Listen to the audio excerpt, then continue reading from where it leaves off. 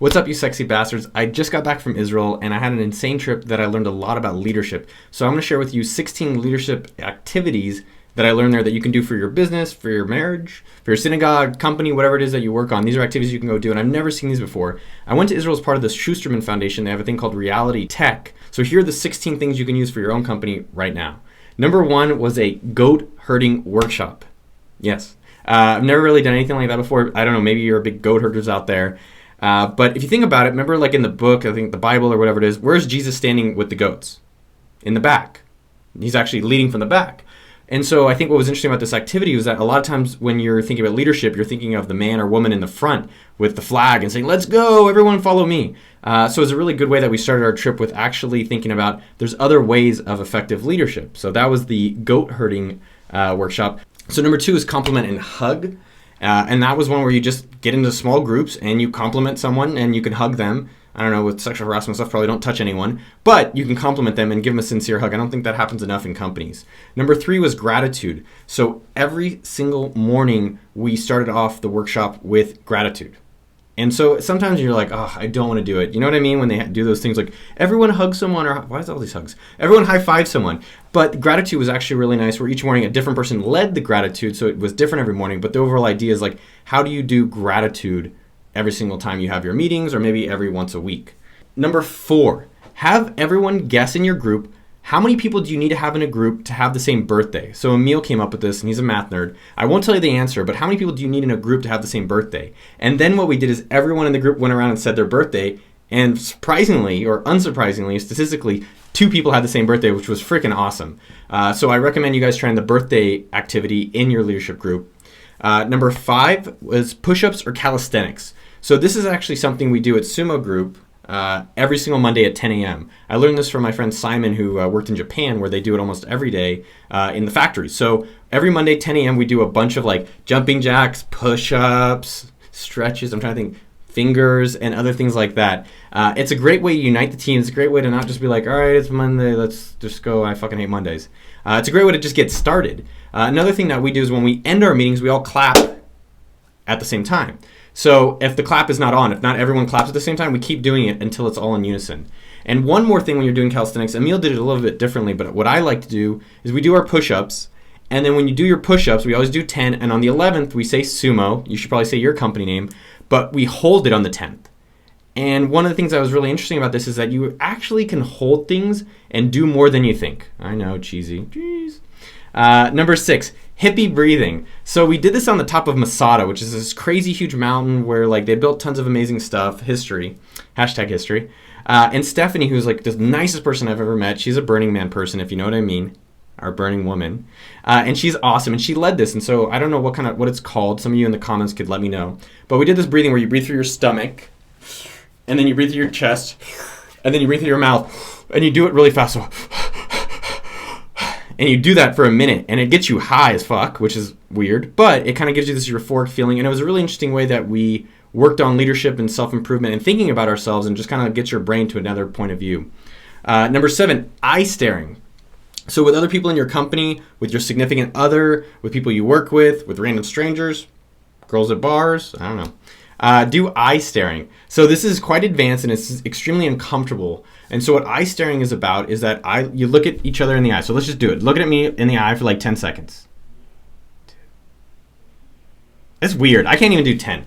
But try to do it and you'll actually really connect with someone on this strangely amazing level. Number 8 activity you can do. Get into small groups. And what you do is say, what was a time that was horrible in your life or really bad that later you turned out to be grateful for?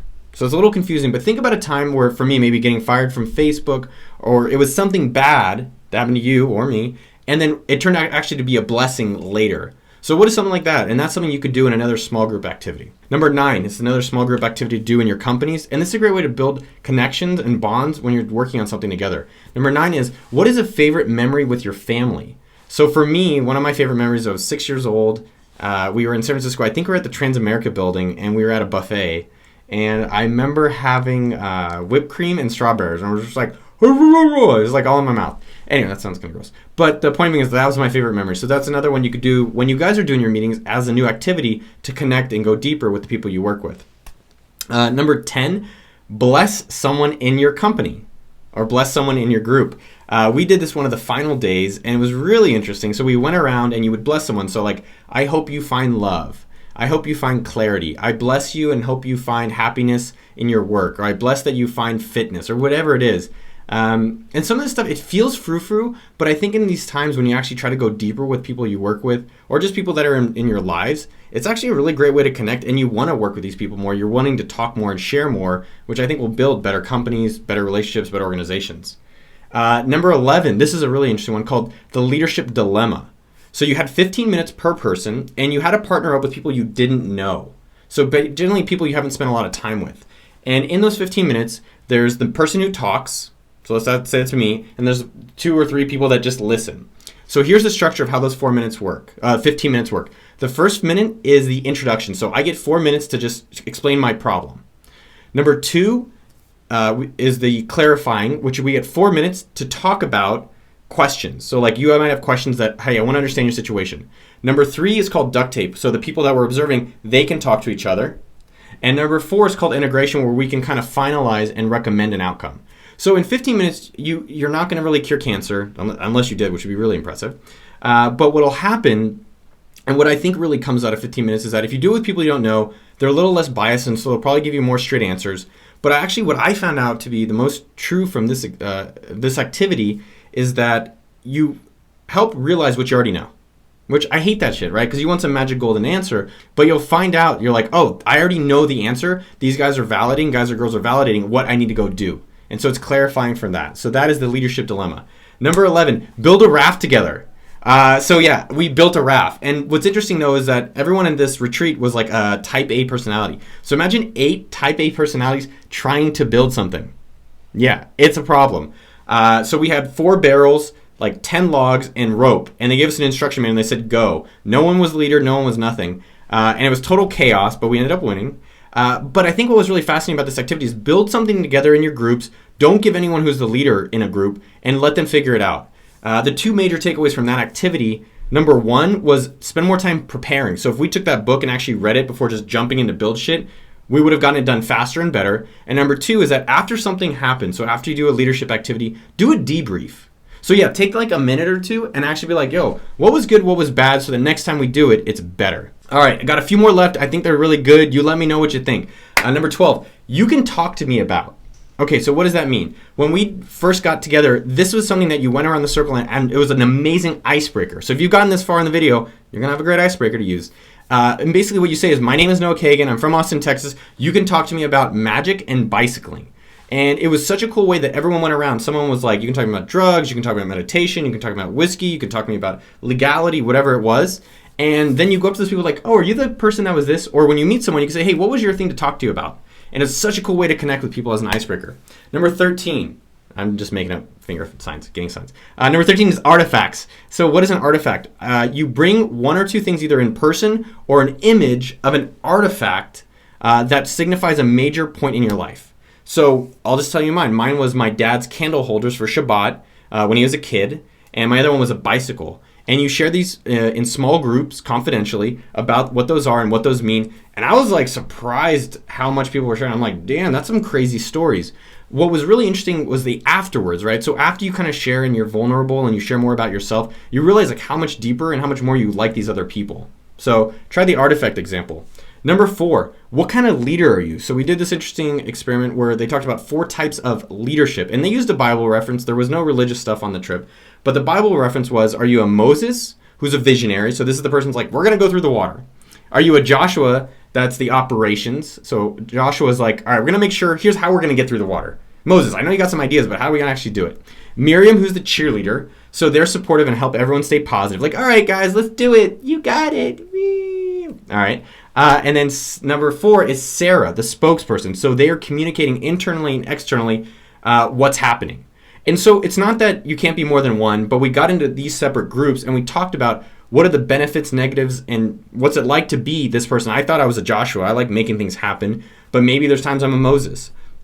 And what's interesting about this is you try to understand the types of personalities of the other people you work with or you're involved with, you could be like, oh, you're a Moses, so you come up with bigger ideas. You like making things happen, Joshua. Sarah, you're going to be the spokesperson. And Miriam, you cheerlead and help get it. And you figure that out in your groups, and so you know which role to be taking. Number 15 was perception. So this is by Jonathan, who was our group leader. And so I've never seen anyone do this, but we got into small groups at the end of our trip. And what he did is he sat us down and he said, all right, Noah, everyone, let's look at Noah. What did you guys think of Noah when you met him? And what do you think of him now? And it's one of those things you kind of look down and you're kind of like awkward. And you're like, oh shit, like that's a little weird, dude, a little weird. But you find out what people think of you before and then now. And what was interesting about that for me was Jonathan said, and I love what he said, is like, instead of trying to be the person that people think of you when they first meet you, just be the person that you actually are all the time. The one that they actually know now. And so try to be more of that, or be more of that when you meet people. And the 16th one, which was one of the most craziest leadership examples that I've ever seen anyone do, was called nighttime. And this 16th one was insane. So what they did was they dropped us in the middle of the desert in the Negev by ourselves with some boundaries, and they said there's 2 rules. The first rule is that you must talk to yourself out loud. And the second rule is that you can't stop talking for 10 minutes. And I've never seen anyone do this before. And it was one of the most powerful activities we did the whole week. And so I want you to try that for yourself. Talk to yourself out loud in a different space, maybe in your backyard, in a park, in a safe, don't do it in the middle of a road. Do it in a safe space. And what was fascinating about it was that you could only have one voice. And it's very interesting to hear your thoughts out loud, because I think in our head there's like, do it, don't do it, do the drug, don't do the drug, do this thing, don't do it. And so when you talk out loud, it actually helps you get clarity about what's really, like, letting go of the ego, letting go of all this stuff, and really like what's going on inside of you. So try the nights out activity as number 16. So you never know what you're going to get out of different experiences. I hope you learned one thing you're going to do for leadership activities below. Let me know what you think in the comments of this type of video. Love you guys.